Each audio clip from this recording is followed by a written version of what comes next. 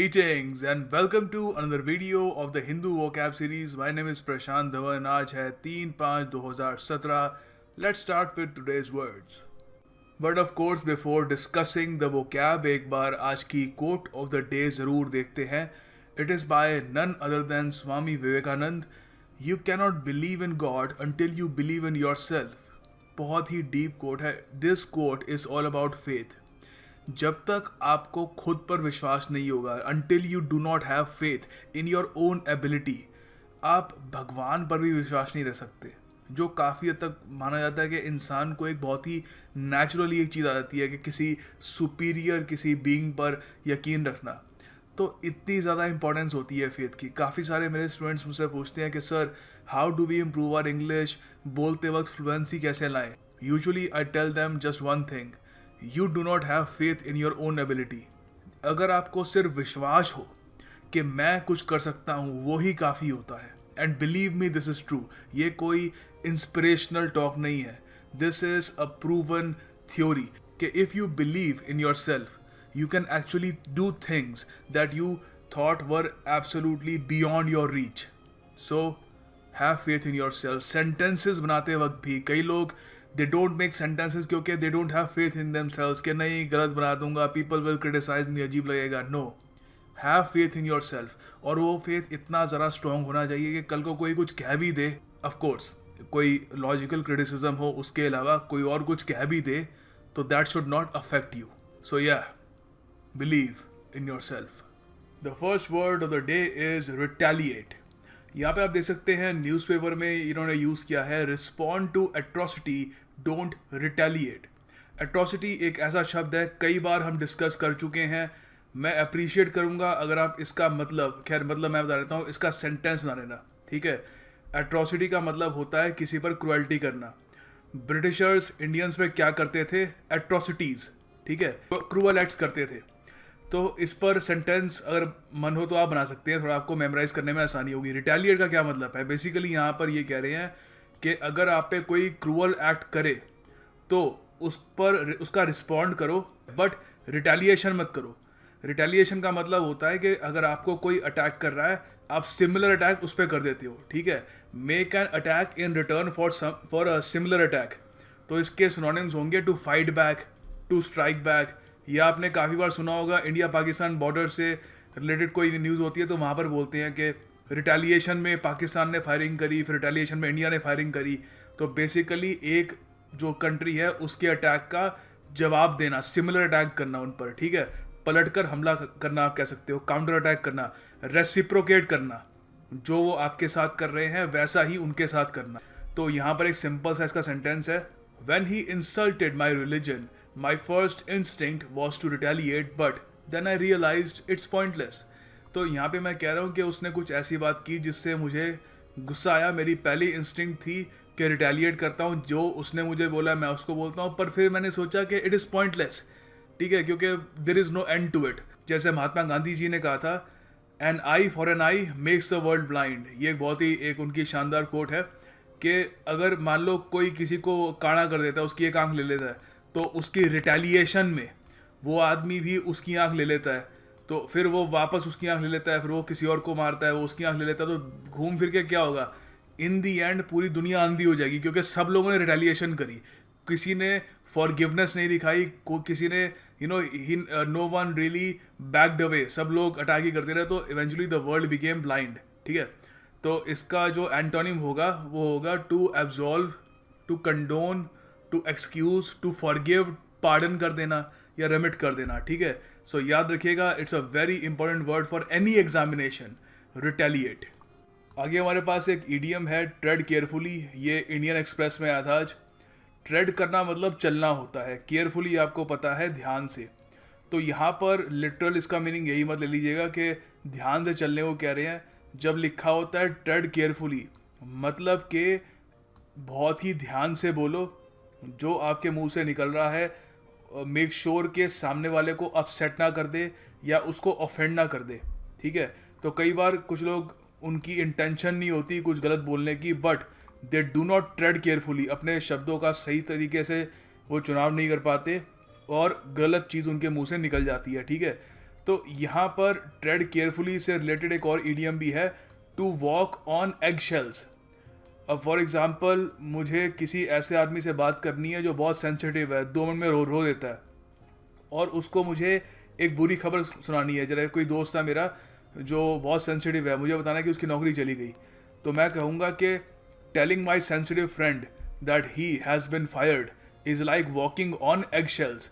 Egg shells होते हैं, ये अंडे के जो छिलके होते हैं उनको एग शेल्स कहते हैं। तो आपने देखा होगा बहुत ज़्यादा नाजुक होते हैं, तो उनके ऊपर चलना बहुत ही ज़्यादा, you have to be really careful, क्योंकि हल्का सा भी ज़्यादा दबाव पड़ गया तो बेसिकली इसका मतलब ये होता है कि टू बी एक्स्ट्रा केयरफुल।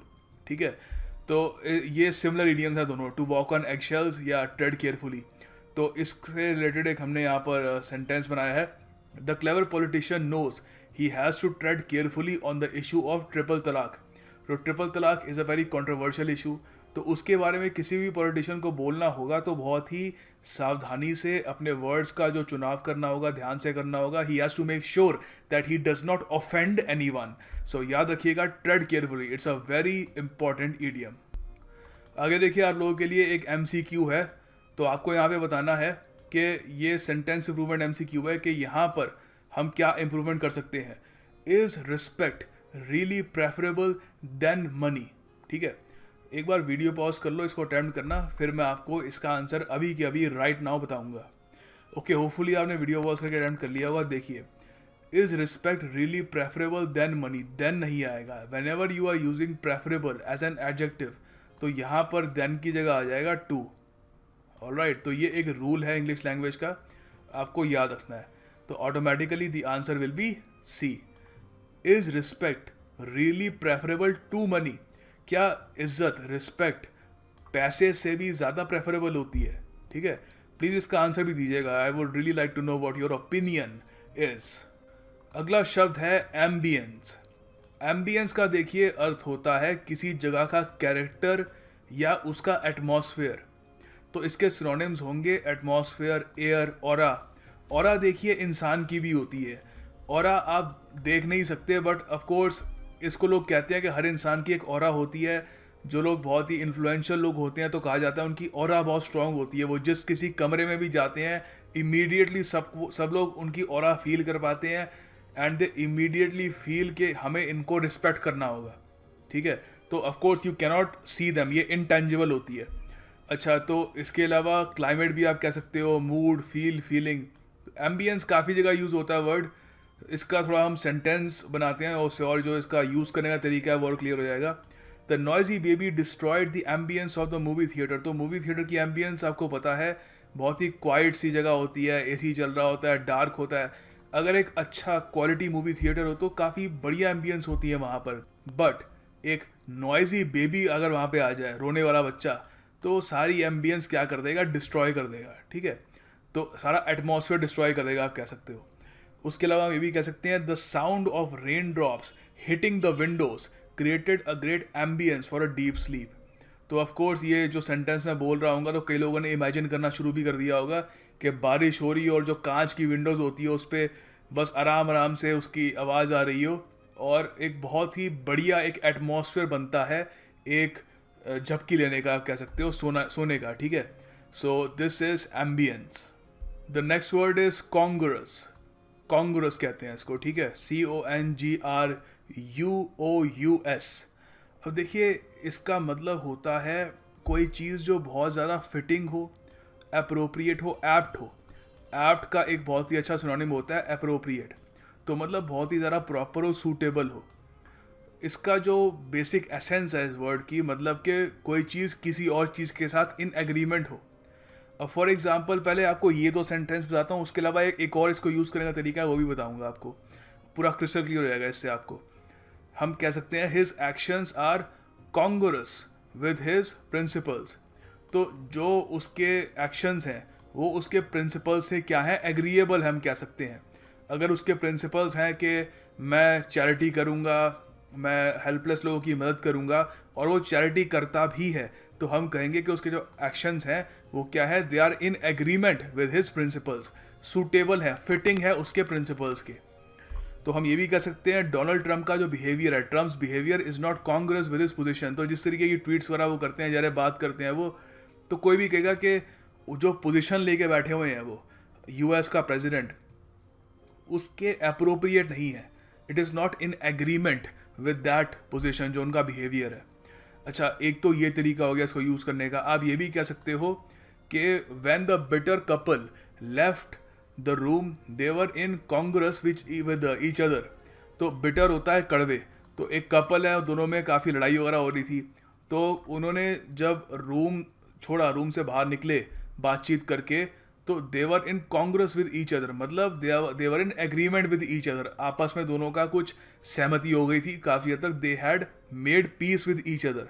तो आप वैसे भी इसको यूज़ कर सकते हो, but examination point of view से ये एग्जामिनेशन पॉइंट ऑफ व्यू से ये 4 वर्ड्स याद रख लीजिएगा, सूटेबल, प्रॉपर, फिटिंग, एप्ट, इसी से ही आपके सिनोनिम्स आएंगे इसके, ठीक है। तो इसके जो एंटोनिम्स होंगे वो होंगे डिसहार्मोनिक, हार्मोनिक का उल्टा, जैसे मैंने आपको एक कपल वाला एग्जांपल दिया था, ठीक है, उसका उल्टा। डिसहार्मोनियस भी कह सकते हो आप, इनकॉन्ग्रुअस भी होगा इसका उल्टा, आई एन लगा दो, उल्टा हो जाएगा इसका, ठीक है। और अनबैलेंस्ड एक काफ़ी अच्छा है इसका एक एंटोनिम होगा, ठीक है। सो याद रखिएगा, it's a very important word, exam, ये बैंक एग्जाम में आ सकता है, वहाँ पे आने के इसके 1 नंबर के ये क्वेश्चन बन के आ सकता है। अच्छा, अगला वर्ड आप सब लोगों को बहुत पसंद आएगा, जिसको भी ये वर्ड बताता हूँ बहुत पसंद आता है, गुफ्फो।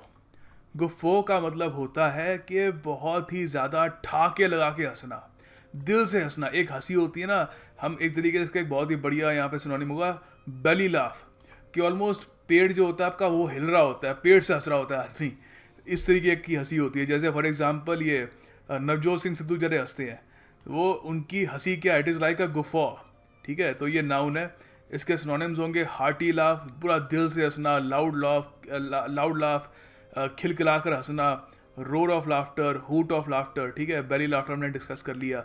सो all these are the synonyms of guffaw. इसका सिंपल सा सेंटेंस बनाया है, याद रखना वर्ब नहीं है, नाउन नहीं है, ठीक है। तो गुफ्फा को अगर आपको सेंटेंस में यूज़ करना है, आप लिखोगे suddenly the tension broke and loud guffaw shattered the silence. Shattered मतलब चूर चूर कर दिया, तोड़ दिया। किसको तोड़ दिया? साइलेंस को तोड़ दिया। तो सडनली जब मान लो कोई कमरा, आपने कई बार देखा होगा, कुछ ऐसी चीज़ हो जाती है जिससे थोड़ी बहुत टेंशन हो जाती है, कुछ अनकंफर्टेबल सा माहौल हो जाता है, फिर अचानक से कुछ लोग उस टेंशन को तोड़ने के लिए ज़ोर से हंसना शुरू कर देते हैं। तो वो क्या होता है? इट इज़ अ गुफ्फा, ताकि वो साइलेंस जो है उसको चकनाचूर कर दे। सो याद रखिएगा, इस पर सेंटेंस ही बनाइएगा, बहुत ज़्यादा इंपॉर्टेंट वर्ड है। This is one of the most important words that you can remember. इसको सेंटेंस बनाकर अपना बना लीजिए and make sure that you imbibe it in your brain. अगला शब्द भी काफ़ी इंटरेस्टिंग है, इनंडेट। अब देखो, इनंडेट का अर्थ होता है किसी को ओवरवेल्म कर देना। ओवरवेल्म मतलब किसी कोई चीज़ इतनी ज़्यादा आ जाए, इतना ज़्यादा उसको उस चीज़ से डील करना पड़े कि उसको लगे कि आई एम ओवरवेल्म्ड। ये किसी ब्लेसिंग के लिए हो सकता है, अप्रिसिएशन के लिए हो सकता है, बहुत सारे काम के लिए हो सकता है, किसी चीज़ के लिए हो सकता है जिससे आपको लगे कि ओवर बर्डन सा हो गया, कुछ ज़्यादा ही ओवर पावर सा फील कर रहे हो आप। ऑलमोस्ट इट फील्स लाइक कि फ्लड सा आ गया, ठीक है। तो टू बी यहाँ पे आप कह सकते हो ओवरवेल्म विद द थिंग्स और people to be dealt with. तो यहाँ पर इसका हमने सेंटेंस बनाया, the actor was inundated with tweets after his controversial remark. तो कोई एक्टर था, उसने कोई अटपटी सी बात कह दी, कंट्रोवर्शियल रिमार्क दे दिया उसने, तो उसके बाद इतनी ट्वीट्स आई कि he was inundated with it. वो पढ़ ही नहीं पा रहा था कि कितनी सारी ट्वीट्स हैं, क्या लिख क्या रहे हैं लोग। तो he was inundated, he was overwhelmed with so many tweets. अच्छा, आप ये भी कह सकते हो, I was inundated with letters on my 25th birthday. तो इतने सारे लेटर्स आ गए कि पढ़ भी नहीं पा रहा था कितने लोग हैं, क्या है वगैरह। सो ऑफकोर्स ऐसा हुआ नहीं था, बट एक सेंटेंस के रूप में मैं बता रहा हूँ, ठीक है। तो ये है इनंडेटेड। और इस पर सेंटेंस भी बनाइएगा, इस पर आप बहुत सारे सेंटेंस बना सकते हैं। ये देखिए, आप इसको एज ए फ्लड भी यूज़ कर सकते हैं, ठीक है। कहीं पे फ्लड आता है ना, तो वहाँ पर भी आप इनंडेट यूज़ कर सकते हो कि that area was inundated with water. तो ये फ्लड के रूप में भी इसको यूज़ करते हैं, और बहुत क्रिएटिव वे में आप यूज़ कर सकते हो। It's a very good word. अगला शब्द है मिसहैप। मिसहैप का अर्थ होता है एक अनलकी सा एक्सीडेंट, ठीक है। ये बैंक एग्जाम्स में बहुत बार आता है ये वर्ड, तो याद रखिएगा, 1 नंबर ऑफ क्वेश्चन बन के ही आ सकता है। देखिए, इसके सिनोनिम्स होंगे एक्सीडेंट, ट्रबल, प्रॉब्लम, डिफ़िकल्टी, कोई इशू, कोई सेटबैक या कोई दुर्घटना, ठीक है। तो यहाँ पे इसके सिंपल सेंटेंस बनाया है, Superman saved people trapped in the building from a mishap. तो कुछ लोग थे बिल्डिंग में फंस गए थे, तो सुपरमैन ने क्या किया, उनको बचा लिया फ्रॉम अ मिसहैप, क्योंकि क्या पता कोई वहाँ पर एक्सीडेंट भी हो सकता था सिंस वो बिल्डिंग में ट्रैप्ड थे, ठीक है। तो सेकेंड हम सेंटेंस ये बना सकते हैं, after a number of mishaps she manage to get back to her house and rest.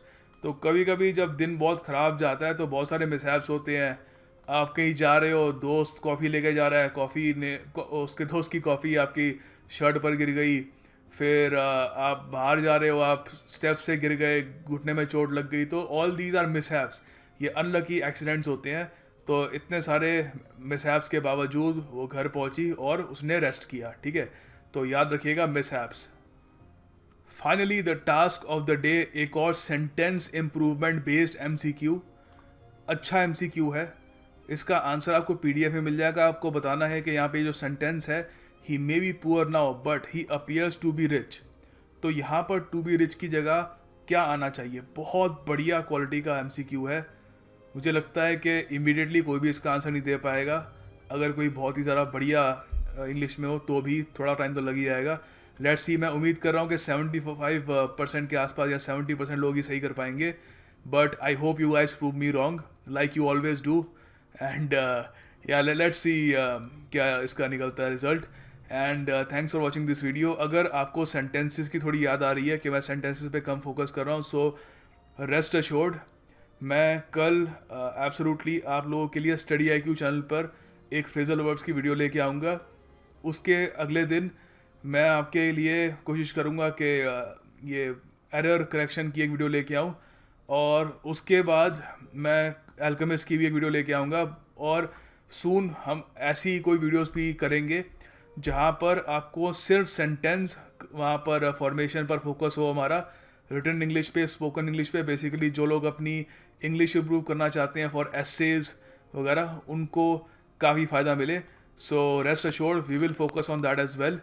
For the time being ये MCQ ये अटैम्प्ट करिए and make sure you remember all the words that we discuss today. Thank you for watching this video. I will see you tomorrow.